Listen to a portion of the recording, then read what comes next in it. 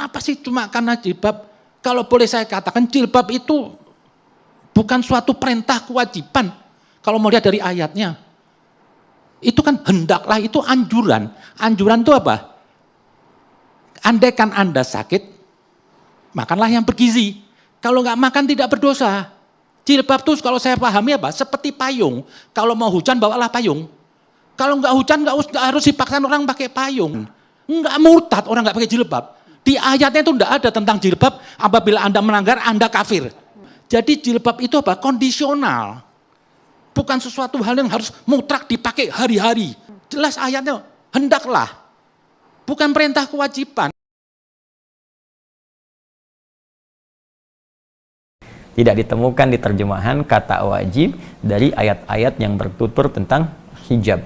Terjemah itu adalah tampilan, ya, makna tekstual, ya, tampilan makna tekstual dari sumber kalimat, ya, tertentu yang ingin disampaikan kepada kita keumuman makna tekstualnya.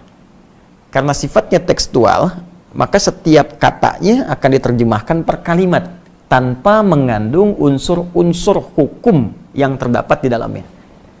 Nah, jadi kalau terjemah itu secara umumnya belum mencakup tuh cakupan hukum, dia hanya menerjemahkan tekstual saja. Contoh begini, kalau di Quran ada kul, maka diterjemahkan dengan katakan. Nah, dia nggak akan berbicara apakah sifat katakan ini hukumnya wajib atau sunnah atau boleh saja. Yang penting ada kul, terjemahkan katakan. Ya, kutiba terjemahkan diwajibkan. Ya, misalnya di setiap kalimat akan diterjemahkan sesuai dengan katanya saja. Nah itu, poin pertama, kita ingin ambil garis besar dulu bahwa terjemah itu tidak membawa hukum fikih. Ya, tapi hanya menampilkan makna tekstual dari rangkaian kata yang diterjemahkan. Ya, jadi hanya menampilkan kata tekstual saja.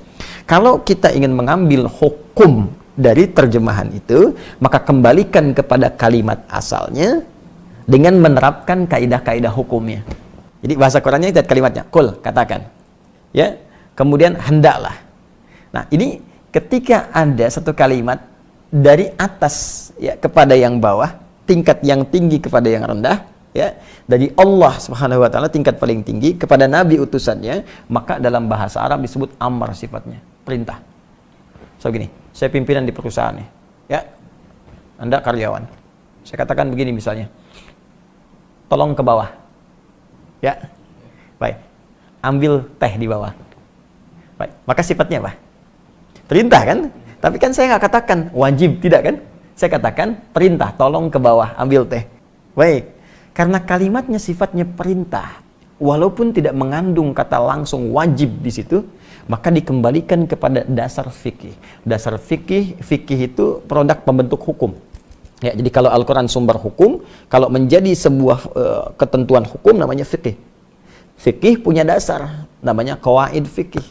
Ya, pokoknya disebut usul fikih. Jadi kalau belum paham kaidah, jangan bicara hukum. Ini biarkan ulama, ya. Sama kayak kita nyari obat kan kita tanya dokter, ya. Terus dibikin ramuan. Jadi jangan semua orang bisa ngasih obat, ya. Semua ada spesialisasinya.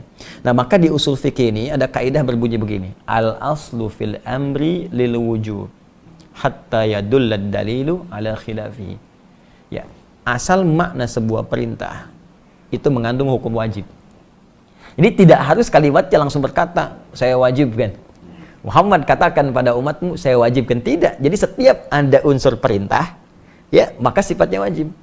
Setiap ada unsur larangan, jangan. Ya, jangan itu kan perintah untuk meninggalkan, disebut larangan. Perintah mengerjakan, perintah meninggalkan. Perintah meninggalkan disebut nahyun, larangan. Perintah mengerjakan disebut amrun, lakukan.